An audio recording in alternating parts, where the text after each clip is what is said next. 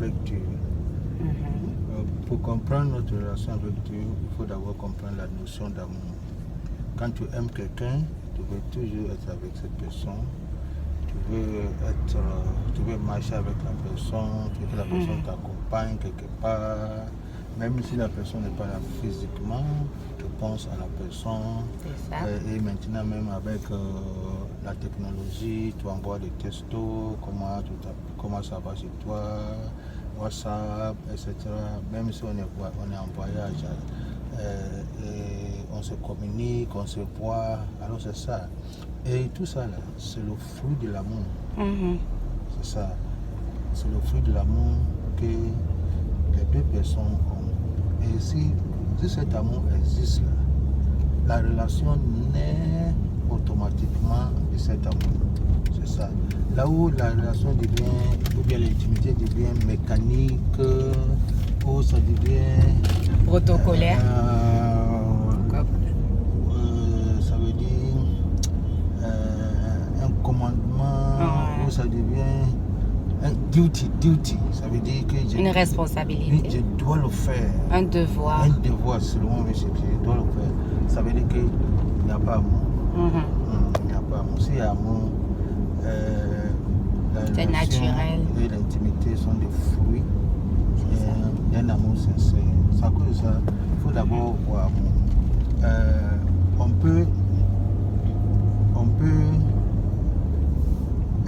peut être ensemble sans aimer, mais on ne peut pas aimer sans être ensemble. Waouh! Ça, on peut être ensemble sans aimer, mais on ne peut pas aimer sans être ensemble. On ne peut pas aimer sans être ensemble. Alors, si l'amour est là, être ensemble, l'intimité, la relation, l'amitié, ça découle. C'est naturel. C'est naturel. Et on ne peut même pas séparer. Tu vois, non, on ne peut même pas séparer. Et la distance même n'est pas un obstacle. Si l'amour est là, la distance n'est pas un obstacle. C'est quand on est même loin là, que l'amour même se renforce. Se renforce, oui. C'est à cause de ça on dit, il ne faut pas marier quelqu'un avec qui tu vas vivre. Il faut marier quelqu'un sans qui tu ne peux vivre. Tu ne peux pas vivre. C'est ça. D'accord. Donc, est-ce qu'on a répondu à la question? Comment aimer, comment avoir une relation avec Dieu? Alors, pour avoir une relation avec Dieu, il faut d'abord voir son amour avec Dieu. Jésus dira, tu aimeras l'Éternel ton Dieu de tout ton cœur, de toute ton âme, de toute ta pensée et de toute ta force. Ça répond à ces 4 dimensions. Pour les 4 dimensions, tout ton cœur, c'est la dimension spirituelle. Toute ton âme, c'est la dimension émotionnelle. Toute ta pensée, c'est la dimension intellectuelle. Et toute ta force, c'est la dimension physique. La force, ça renvoie au physique. Voilà. Alors, on aime Dieu dans toutes ces dimensions. Laisse-moi prendre la dimension émotionnelle. D'accord. D'abord, il ne faut pas oublier que ce passage-là, c'est le résumé des 10 commandements. C'est le résumé des 10 commandements. Et tu aimeras ton prochain comme toi-même. C'est le résumé des 10 commandements.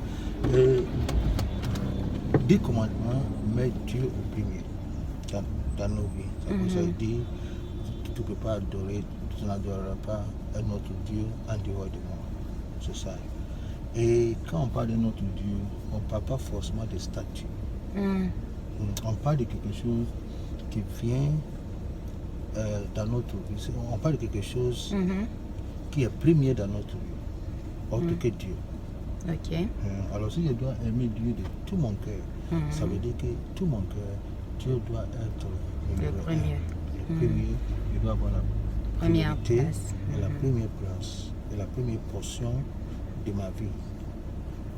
Et qui je dois aimer Dieu de toute mon âme. Ça veut dire que mon volet émotionnel, c'est pas une fille ou bien un garçon. C'est Dieu qui doit être le premier. Le premier. Dieu d'abord. C'est ça, Dieu d'abord. Alors, Dieu d'abord, c'est pas une théorie. Dieu d'abord, c'est une vie qu'on vit, c'est un style de vie. Émotionnellement, spirituellement, Dieu est d'abord. Émotionnellement, Dieu d'abord. Si je mets quelque chose ou bien quelqu'un à la place de Dieu, ça devient de l'idolâtrie. Ça devient idole. Cette personne-là devient idole. Alors, les gens me posent la question. Quand je suis seul et je dors sur mon lit là, à qui je pense? Oh, à qui je pense? Est-ce que je pense à Dieu sur mon lit? C'est ça. Et de quoi je pense? C'est très très important. Et tu aimeras Dieu aussi de toutes tes pensées. Ta pensée. À qui je pense? De toute ta pensée. Ça, c'est le volet intellectuel. Le volet intellectuel. Vous voyez, c'est très très important. Il faut aimer Dieu avec conviction. Il ne faut pas aimer Dieu parce que c'est ça. Il faut aimer Dieu avec conviction. Il faut aimer Dieu avec l'intelligence. Et l'autre aspect, le dernier aspect, tu aimerais Dieu de toute ta force. C'est sur le plan physique. Ça, c'est le volet physique. Et ça englobe ce que je fais, etc. Ça englobe même mon argent. Et mon travail. Et mon travail. Et toute ma force. Alors, quelle est la place de Dieu par rapport à mes dépenses? Wow. Si tu vas voir quelqu'un, s'il aime Dieu de toute sa force, il faut vérifier. Pour son argent. Il faut vérifier par son chéquier. Oh. Pour voir son argent. Pour voir son argent. Une jeune fille, c'est dans les boutiques, etc. Il faut voir ça. Parce que la Bible dit là où ton trésor est. Exactement, c'est là où ton cœur est. C'est à cause de ça. Si on aime Dieu comme Jésus nous recommande, de tout son cœur, de toute son âme et de toute sa pensée et de toute sa force, naturellement, tu aimes quelqu'un à cette dimension, naturellement, tu seras ensemble avec cette personne. Tu auras voulu être toujours ensemble avec la personne. C'est comme une jeune fille et un jeune homme qui vont se marier. Ils ne vont jamais se séparer. C'est clair. Même la nuit, là, quand ils s'accompagnent. Ils vont s'accompagner, se raccompagner. C'est ça. Et se bloquent au milieu, n'est-ce pas? C'est ça, on voit. L'amour produit l'attachement. Wow.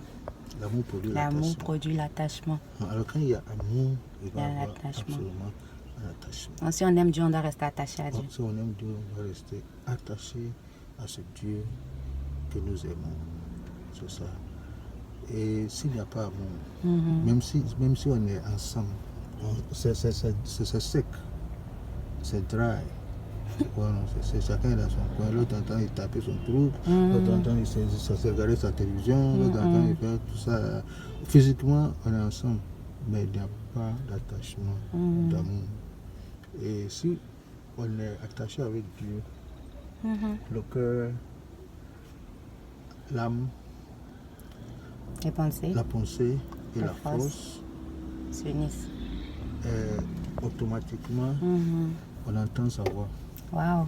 Parce que quand tu es avec quelqu'un tous les jours, tu entends sa voix, c'est signe, et c'est même parfois, pas verbalement, mais on se fait des signes, n'est-ce pas? Alors si tu es avec quelqu'un, tu apprends à le connaître, tu apprends à l'apprécier et tu apprends aussi à connaître ses manières, c'est ça. Alors les manières de Dieu, là, c'est ça qui est